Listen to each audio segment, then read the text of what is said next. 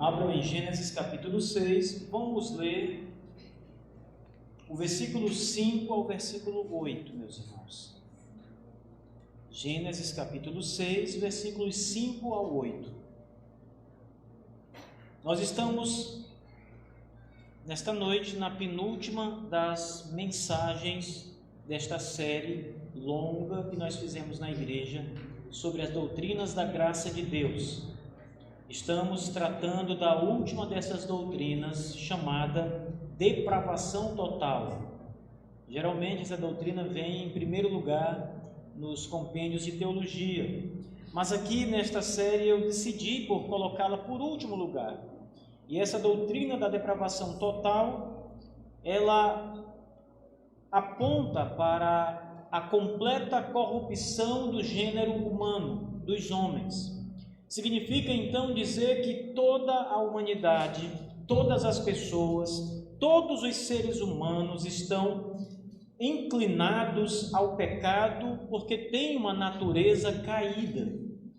A queda, o primeiro pecado de Adão, que está registrado em Gênesis, no capítulo 3, apenas 2 capítulos antes deste que estamos, aponta de modo cabal a narrativa da queda e a condenação do homem por desobedecer a Deus, comendo do fruto da árvore do conhecimento do bem e do mal.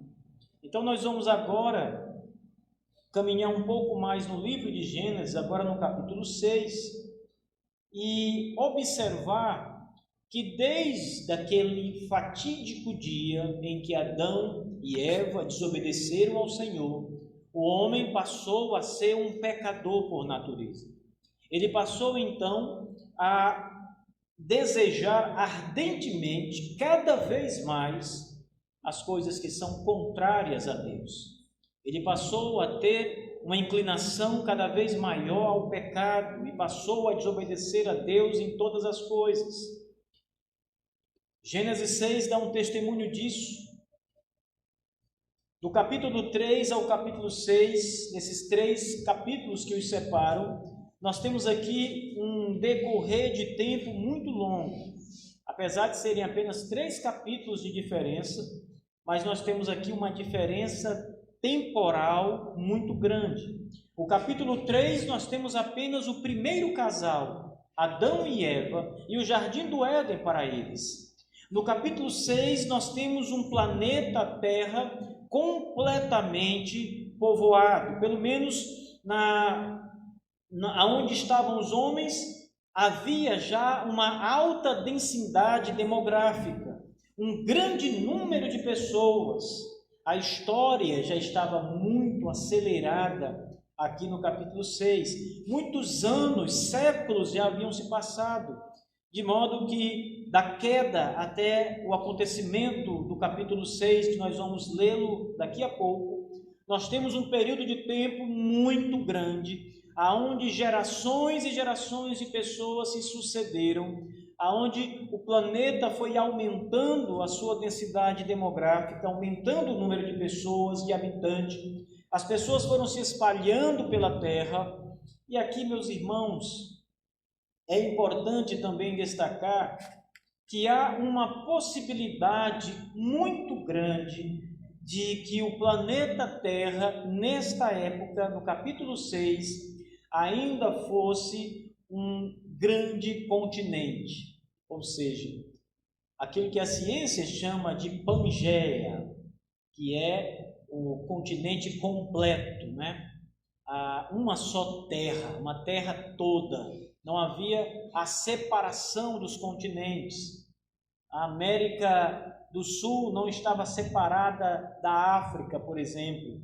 Se vocês olharem ao mapa, vocês vão ver que o formato da América do Sul, o desenho da América do Sul, encaixa quase perfeitamente com o desenho da África, o que parece sugerir muito fortemente que eles eram um continente só e que por algum motivo se separaram.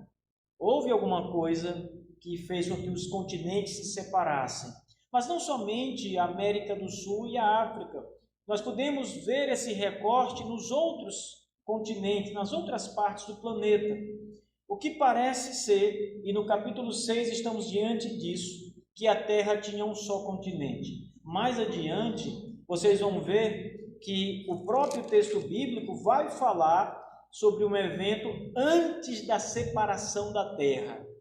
Então, isso tudo é muito interessante aqui no livro de Gênesis. Mas deixe-me dizer aos irmãos, depois de explicar-lhes que muito tempo se passou aqui no capítulo 6 de Gênesis para o capítulo 3, onde se deu a queda. Com a queda, o homem passou a ser um exímio pecador. Com a queda, ele passou a ser de obediente a Deus a um homem não só desobediente a Deus, mas atrevido em relação ao próprio Deus. Ele passou a confrontar a Deus, ele passou a desafiar a Deus.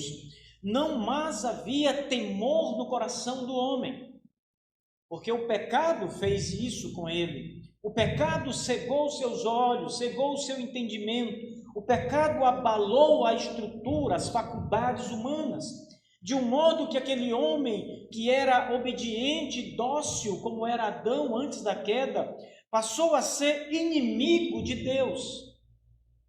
O homem passou a ser um adversário do Senhor, do Criador. E todos os homens, não apenas Adão, mas todos os homens têm essa mesma característica, a depravação total. Essa inimizade e esse confronto que o ser humano tem com Deus. O texto diz assim, verso 5: Viu o Senhor que a maldade do homem se havia multiplicado na terra, e que era continuamente mal todo o desígnio do seu coração. Então se arrependeu o Senhor de ter feito o homem na terra, e isso lhe pesou no coração. Disse o Senhor: farei desaparecer da face da terra o homem que criei, o homem e o animal, os répteis e as aves dos céus, porque me arrependo de os haver feito. Porém, Noé achou graça diante do Senhor. Amém. Veja bem, meus irmãos, o mundo chega num momento, numa época em que a maldade humana está no seu ápice, está em níveis insuportáveis sobre a terra. A Bíblia diz que o Senhor Deus vê essa maldade humana se multiplicando entre os homens. As pessoas que são más, sendo continuamente más o tempo todo. Maldade atrás de maldade, desobediência atrás de desobediência, perversidade, difamação, mentiras, ódio, ira, e todas estas coisas sendo vistas e vividas no meio da raça humana. E o Senhor Deus vê sobre a terra isso aumentando muito. Alguns anos atrás, eu e minha esposa começamos a ensinar ao nosso filho menor, Benjamin, matemática. E começamos a ensinar para ele a fazer continhas de mais, de menos, adição, subtração. E ele começou a pegar e a fazer as continhas, a montar as tabelinhas, tudo perfeito. Aí mudamos para contas de multiplicação. Aí a coisa já não foi tão fácil. Porque agora, em vez de somar 2 mais 2 igual a 4, ele precisava saber quanto era 3 vezes 9. E aí não mais é uma soma simples, mas é uma multiplicação, aonde aquele primeiro número ganha um valor, ele aumenta exponencialmente. Ele que é um número pequeno, depois de multiplicado várias vezes, passa a ser um número muito maior. As contas de multiplicação são assim. Muitas vezes estas contas acabam levando a números tão elevados que nós precisamos usar a calculadora para apressar a conta, o resultado da conta. Foi exatamente isso que aconteceu na raça humana. Quando Adão e Eva caíram em pecado, eles começaram de modo paulatino, de modo pequeno, a espalhar o pecado sobre a terra. Mas a partir do momento em que os homens começaram a se multiplicar, o pecado se multiplicou sobre a terra. O texto diz que o Senhor viu que a maldade do homem havia se multiplicado sobre a terra. Os homens não apenas eram maus, mas eles cada vez mais praticavam a maldade, o pecado, de modo que havia um grande número, uma soma incrível de pecados espalhados sobre a face da terra. Há algumas coisas interessantes aqui no verso 5 que eu preciso tratar com os irmãos. A primeira delas, irmãos, é este pecado aumentado, multiplicado, crescendo muito rapidamente. Não é de admirar. Os homens são homens caídos, então, a partir da queda, daquele momento fatídico. O homem passou de um estado de pureza, não tinha pecado, foi criado livre do pecado, mas depois da desobediência, da queda, ele passou rapidamente a decair da condição original em que foi criado e passou a multiplicar os seus pecados. E com a multiplicação dos homens, os pecados se multiplicaram mais ainda, de modo que a terra se encheu de pecados. Você olha para essa passagem bíblica e percebe que já naqueles dias primordiais, quando a terra muito provavelmente não estava ainda dividida em seus continentes, o pecado já havia dominado todo o planeta, havia se espalhado por toda parte. Não havia homem sem pecado, não havia homem que não cometesse transgressão diante de Deus, não havia homem ou mulher que não pecasse continuamente todos os dias. A terra se encheu de pecados, irmãos, se encheu de dolo, de mentiras, já nos primórdios da humanidade, já nos primeiros dias da face da terra. E nós costumamos pensar que isso foi lá em Gênesis. E você então pensa, os homens de Gênesis eram muito maus, eram homens muito pecadores, os homens de Gênesis eram homens impiedosos, eram homens malignos, eram homens com o coração muito endurecido diante de Deus. E você está certo em pensar isso. Os homens de Gênesis, retratados aqui no livro, eram de fato tudo isso, mas você também é assim. A humanidade ainda é assim. Não houve mudança, meus irmãos, não houve melhoria na raça humana, não houve um aperfeiçoamento no homem. Nós podemos melhorar as nossas condições de vida, podemos melhorar a nossa casa, podemos ter uma vida melhor, podemos ter roupas melhores, podemos trabalhar menos penosamente do que antes no passado. Houve uma certa evolução neste sentido. Mas no sentido da natureza humana, nós somos iguais aos homens de Gênesis.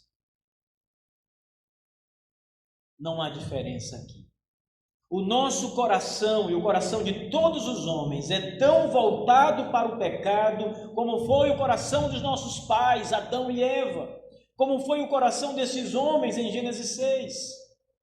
É exatamente a mesma inclinação, a mesma imoralidade. É exatamente o mesmo defeito provocado pela queda. A nossa vontade é tão corrompida como era a vontade dos homens em Gênesis capítulo 6. Não há diferença, meus irmãos. E deixe-me dizer uma coisa aos irmãos. Mais adiante nós vamos ver que o Senhor decide destruir a raça humana. Ele decide levar cabo de toda a vida humana por causa do pecado, irmãos. E ele então, conforme Gênesis capítulo 7, 8 e 9, na grande história do dilúvio, ele manda sobre a terra chuva torrencial, 40 dias, 40 noites de tempestades furiosas vindas dos céus da parte do Senhor, com o propósito de destruir o homem. Deus envia aquela chuva não para amedrontar, não para fazer medo, não para trazer uma dificuldade. Ele traz águas de dilúvio para matar a raça humana. Está escrito em Gênesis 6, por causa do pecado. Daí então você pensa, está vendo, pastor Marcos, como os homens de Gênesis 6 eram bem piores do que nós. Deus não nos matou. Deus nunca mandou um dilúvio depois disso. Os homens melhoraram, os homens evoluíram. Os homens não são tão pecadores como eram no passado. Isso é um grande engano, irmãos. Nós devemos ter piorado, mas não melhoramos em nada.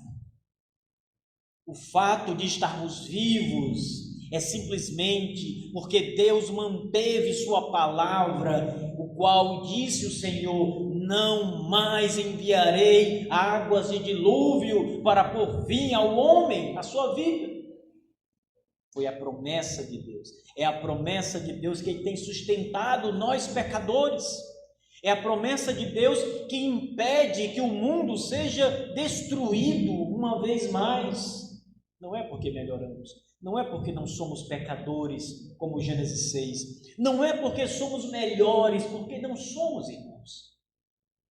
Examine o seu coração, faça uma leitura leal de você mesmo. E você é crente em Cristo Jesus, mas você sabe que o seu coração é traiçoeiro, perverso e tem inclinações malignas. Graças a Deus que age em você pelo Espírito Santo. Graças a Deus que lhe dá coragem e força, poder para vencer o pecado, para lutar contra ele. Mas o mundo sem Deus, ao qual a graça que restringe o homem de avançar mais ainda, o homem sem Deus, ele continua no seu caminho desenfreado de maldade e perversidade, como os homens de Gênesis 6. O noticiário nos dá conta disso todos os dias. Nós encontramos todos os dias filhos que matam os pais, filhos que matam os pais de maneira inacreditável, pais que matam os próprios filhos, pais que acabam comendo os próprios filhos como uma refeição, como as páginas da Escritura apresentam no cativeiro do povo de Deus diante dos assírios. A maldade não diminuiu de Gênesis 6 até aqui, de Gênesis 3 até aqui. Pelo contrário, ela tem a propensão de aumentar cada vez mais, porque com a multiplicação dos homens, multiplica-se a maldade e o pecado sobre a terra. Hoje o mundo tem quase 8 bilhões de pessoas. Imagine 8 bilhões de homens depravados totalmente, irmãos. 8 bilhões de homens que têm inclinação à malignidade, ao pecado, à desobediência a Deus. É claro, é óbvio que hoje há uma decadência impressionante, cada vez maior, porque o homem não é melhor.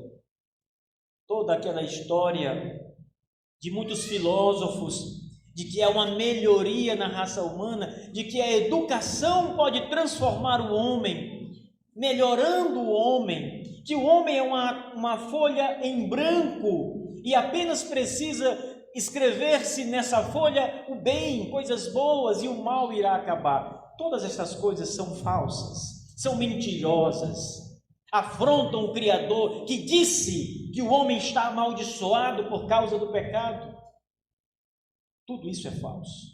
A única esperança que nós temos chama-se o Senhor Jesus Cristo e o perdão dos nossos pecados. O único motivo pelo qual não somos destruídos é a misericórdia de Deus. Como diz o profeta, se renova a cada manhã. Não é por outro motivo, não é por nós mesmos e nossa bondade, porque não há bondade em nós. É pela misericórdia do Senhor. Tão somente pela misericórdia do Senhor. Mas observe que o verso 5, além de falar da maldade do homem, diz ainda o texto que o Senhor vê esta maldade. Eu sei que há muitos pecados que você comete que ninguém vê. Há muitas coisas que você faz e a sua mente está lhe denunciando agora mesmo. Há muitas coisas que você faz escondidas, ao qual os homens não conhecem, apenas você e o seu Criador. Deus vê a maldade se multiplicar. Deus vê a perversidade humana. Deus sonda os desígnios do nosso coração todos os dias, a cada momento. E o Senhor sabe. Aqui o texto diz: viu o Senhor esta maldade humana multiplicando-se, não apenas em atos, não apenas em atitudes, mas a maldade no coração, o desejo incontrolável do homem, toda a malícia que há nele, toda a propensão ao mal que há no homem. O Senhor viu, amados irmãos. O Senhor é a grande testemunha contra os homens. Não é o diabo que é o acusador dos homens, mas a grande testemunha, aquele que no final dirá é verdade ou é mentira das acusações de Satanás, é o próprio Deus. Ele sabe o que temos feito, ele sabe o que temos pensado, ele sabe e conhece e vê tudo o que nós fazemos, ele escuta tudo o que nós falamos, ele conhece o que o nosso coração e o que os nossos pensamentos estão pensando. Todas as maquinações estão patentes diante de Deus. Não pensem que vocês podem escapar do Senhor, porque Ele sonda completamente. Ele vê todas as coisas.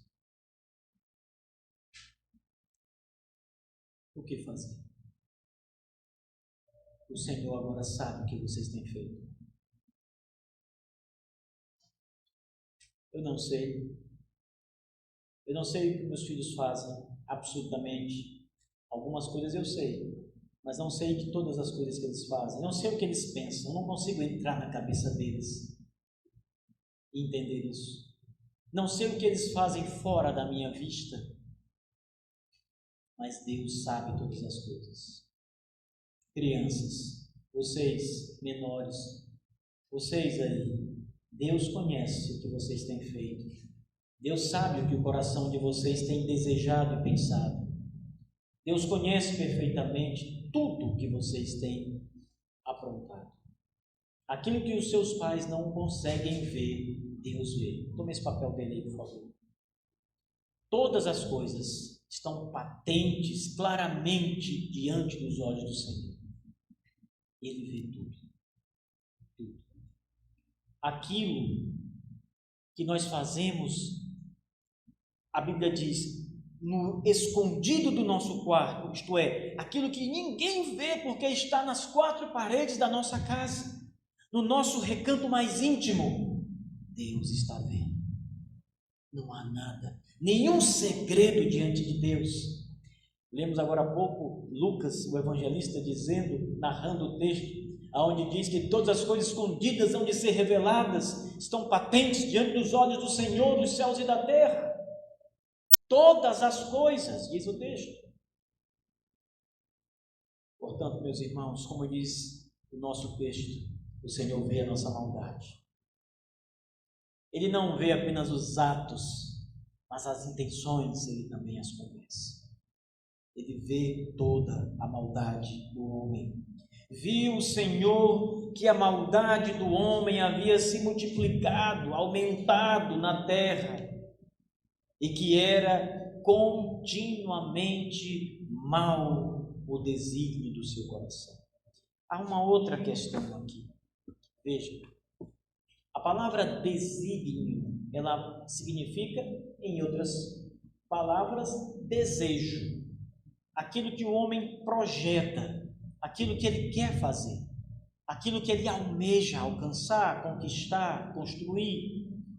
Mas note que as Escrituras dizem que estes desígnios no coração humano, e o coração é a fonte mais íntima, a fonte primária aonde os desejos surgem. E segundo Gênesis capítulo 6, sondando o coração do homem, o Senhor viu no coração do homem que todos esses desígnios eram maus. E aí vem uma palavra interessante: continuamente maus. Não eram maus e bons, muito maus, um pouco melhores. O texto diz que é uma continuidade de maldade. Desejos maus atrás de outros desejos maus. É uma coisa que não para. A maldade no coração do homem é como uma bola de neve que desce do alto de uma montanha. E ela desce muito pequena a princípio, mas à medida que ela vai ganhando força, velocidade, à medida que ela vai percorrendo a montanha de neve, ela vai aumentando o seu volume. A pequena bola vai aumentando, crescendo, até se tornar numa pedra gigantesca, incontrolável, com a capacidade de destruir tudo que ela alcançar e tudo que tiver à sua frente. Assim são os desejos do coração do homem, continuamente maus. Você é tão mau quanto era antes, quando era mais novo. Essa é a grande verdade, irmãos. Perceba mais uma vez, você não está melhorando a sua natureza, você não está se tornando uma pessoa melhor no sentido da natureza humana. Você permanece o mesmo homem pecador, com o mesmo coração inclinado às maldades. É continuamente mau o desejo do coração. O texto diz que então o Senhor Deus decide por fim, cabo, ou seja, ele decide terminar com a raça humana. Ele decide então destruir todos os homens. E veja, irmãos, nós estamos falando, como eu disse a princípio, de um momento em que a terra estava muito populosa. Não era só Adão e Eva e alguns poucos filhos que nasceram e talvez netos e bisnetos. Estamos falando de uma época em que havia grandes cidades. Estamos falando de uma época em que o povo havia se espalhado em muitos lugares do planeta. Estamos falando de milhões e milhões e milhões de vidas que já existiam, vidas humanas. E o Senhor, por causa do pecado, por causa da inclinação do coração, por causa da continuidade, da malignidade do coração humano, dos desígnios humanos, o Senhor decide então destruir todos os homens. Ele põe fim à raça humana. Aqui eu quero abrir apenas um adendo para dizer o seguinte: as pessoas não entendem, quando olham para textos como esse, que o dilúvio de Gênesis que virá logo em seguida a essa passagem é tão somente uma mostra da justiça de Deus e de como o Senhor odeia o pecado, de como a ira de Deus está apontada ao pecador e como Deus traz um julgamento terrível ao pecado. Não pensem, meus irmãos, não pensem nunca que o Senhor terá por inocente o culpado. Ele nunca terá por inocente o culpado. Nunca terá. Deus odeia o pecado.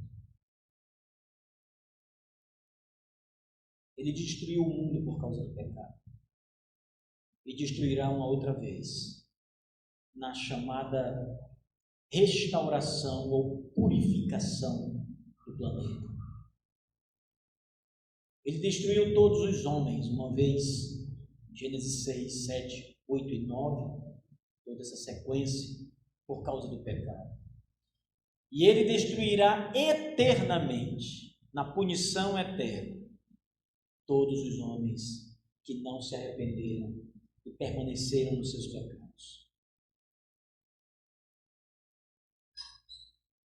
Arrependeu-se o Senhor de ter feito o homem na terra. Isso lhe pesou no coração. O Senhor disse: farei desaparecer da face da terra o homem que eu criei, o homem e o animal, os répteis, as aves do céu, porque me arrependo de os haver feito. Mas o que os animais têm a ver com isso? Que pecado havia nos animais para que Deus os destruísse junto com os homens? Quando Deus criou o mundo, Ele criou também um mundo diverso, cheio de vida, um mundo belo, um mundo com muitos animais, muitas espécies, muitas plantas, muitas coisas, muita variedade. E tudo isso Ele deu para o homem. Tudo pertence, em primeira instância, a Cristo, nosso cabeça.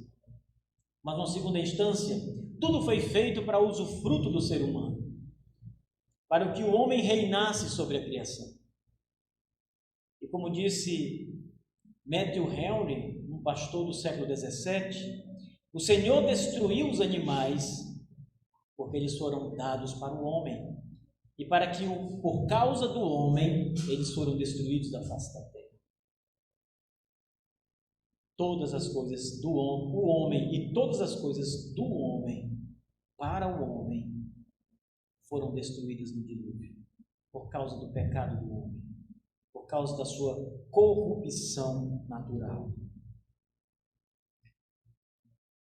Meus irmãos, isso é depravação total. Depravação total significa que se o homem não fosse tão corrupto quanto a Bíblia diz que ele é, os homens não teriam sido destruídos da face da terra, senão apenas os homens que andassem nos seus pecados. Mas não havia ninguém que não andasse em pecado. Não havia ninguém que fosse bom na face da terra. Não havia ninguém que obedecesse a Deus. Não havia ninguém ao qual o coração não era inclinado ao pecado. Não havia ninguém cujos desígnios não fossem maus continuamente. Ouçam bem, não havia ninguém no planeta, nenhuma alma sequer, nem as crianças, ninguém, todos corruptos, todos pecadores. Isso é uma prova cabal da veracidade das Escrituras, que diz da corrupção generalizada da raça humana, ou a depravação total, como diz a doutrina reformada.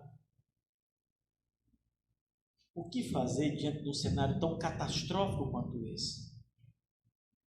A depravação total é tão completa na raça humana que o homem não pode sequer voltar-se para Deus. Ele é incapaz de desejar ou de escolher o Senhor. Ele é incapaz de arrepender-se dos seus pecados e de confessá-los diante de Deus, dizendo: Senhor, pequei contra os céus, pequei contra o Senhor, perdoe-me das minhas transgressões. Ele não pode fazer isso, ele não é capaz de fazer isso, porque o seu coração não deseja fazer isso. Não há desejos desta natureza no coração do homem. Esta é a corrupção generalizada, meus irmãos. É por isso que não havia ninguém na face da terra que não estivesse incluída nesta visão ampla do Senhor sobre a raça humana. Ninguém. O verso 8 é uma grande surpresa. O texto diz: mas Noé achou graça diante do Senhor.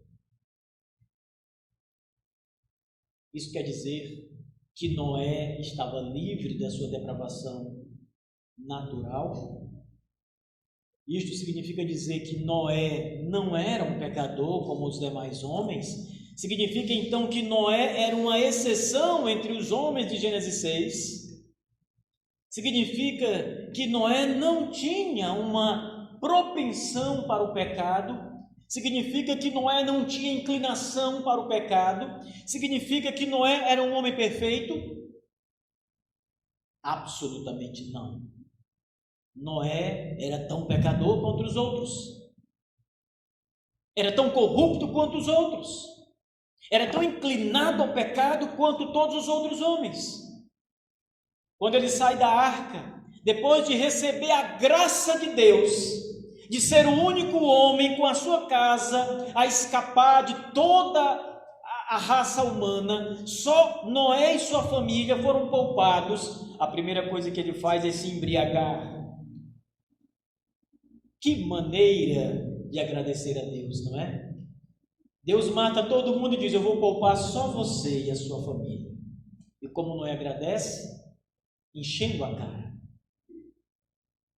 se embriagando completamente. Ele era melhor do que os outros homens? O seu coração era mais perfeito? Não, meus irmãos, era igual aos demais. Era tão podre quanto todos os corações humanos. Por que Deus poupou Noé? O texto diz: Noé achou graça.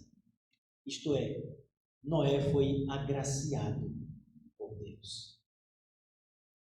E veja, não só Noé, a sua mulher também.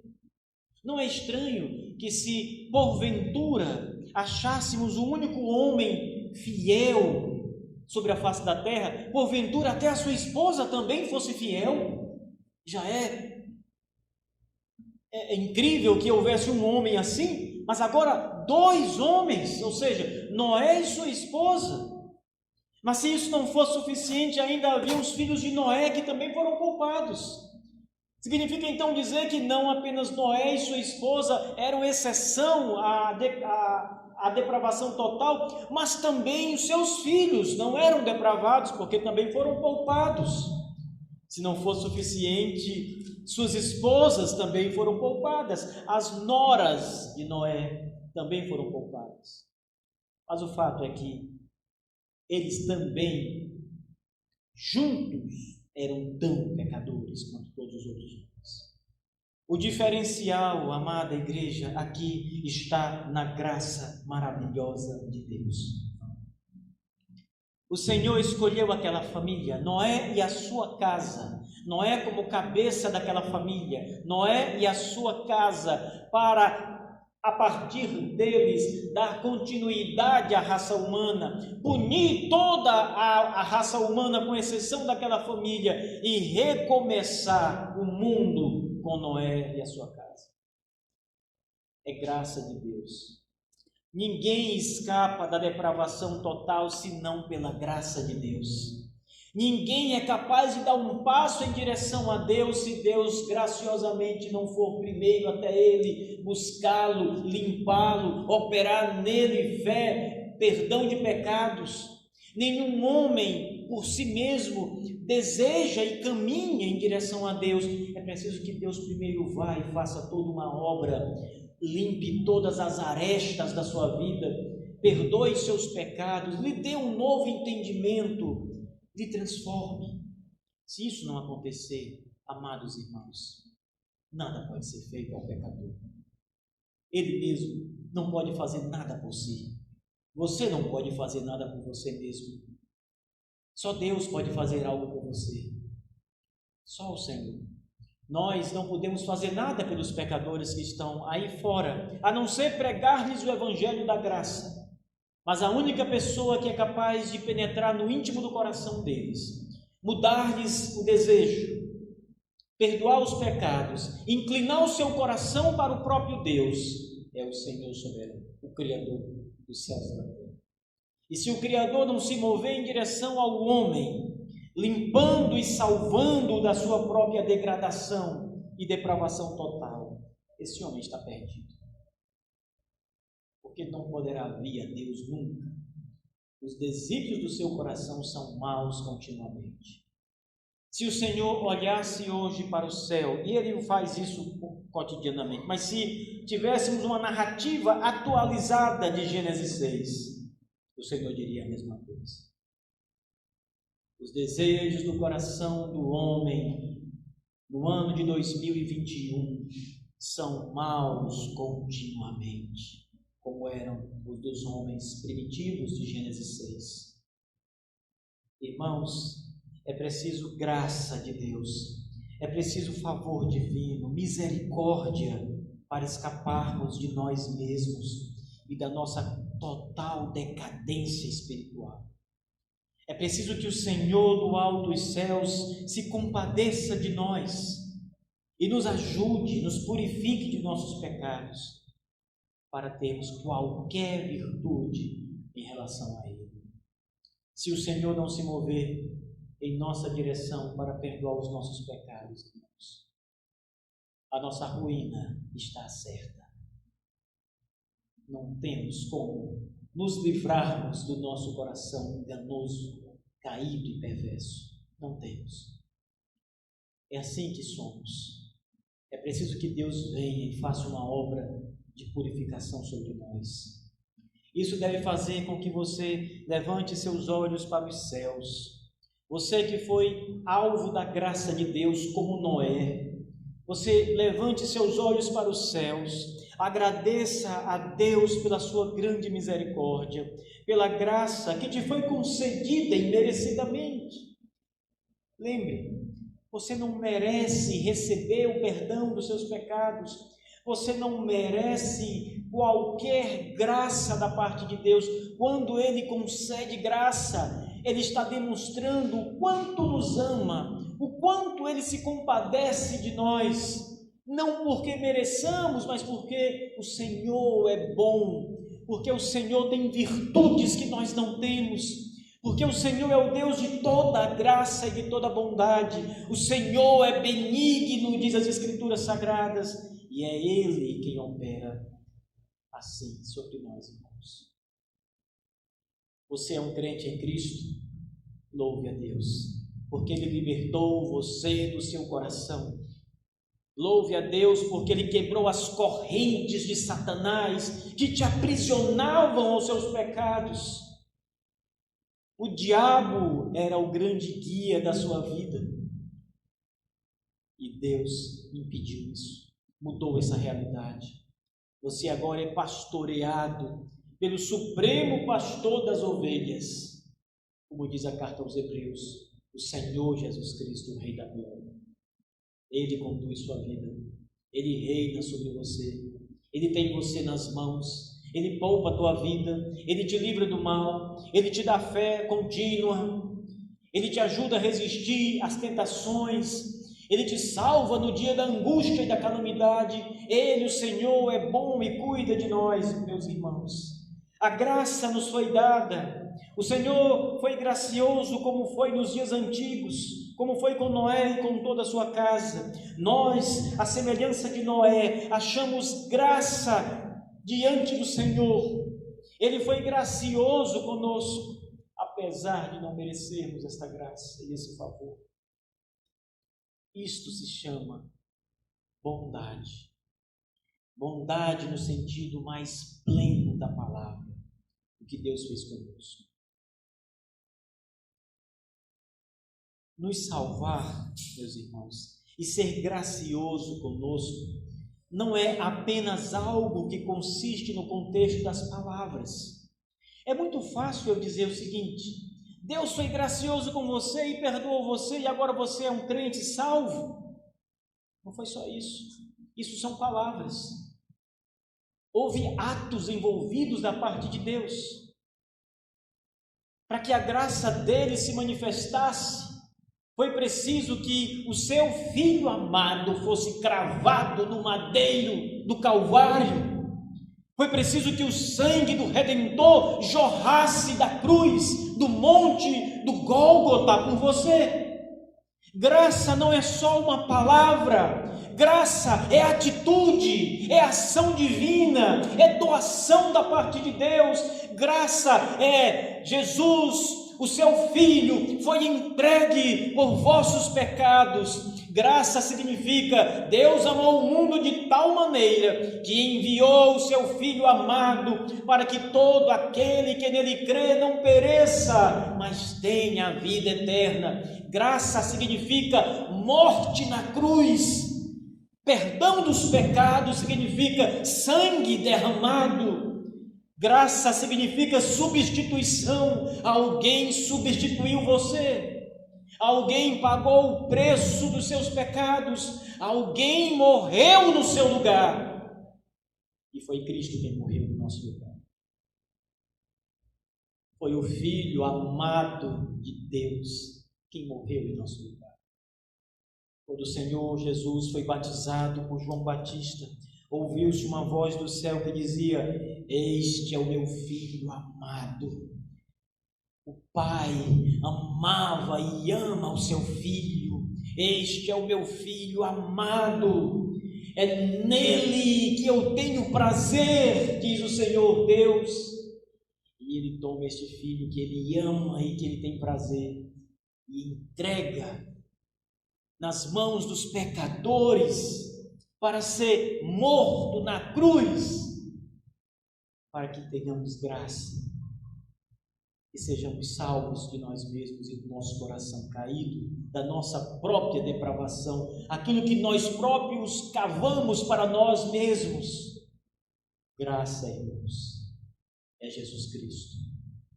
E Paulo diz isso, escrevendo para Tito, quando diz: e a graça se manifestou a todos os homens. Cristo Jesus. Cristo é a nossa graça. A nossa graça é um homem que morreu em nosso lugar. Nós achamos graça aos olhos de Deus, porque Cristo foi enviado por nós para cobrir os nossos pecados, assim como Cristo foi enviado por Noé para pagar os preços dos pecados de Noé. Isto é graça, o que temos da parte de Deus. Então,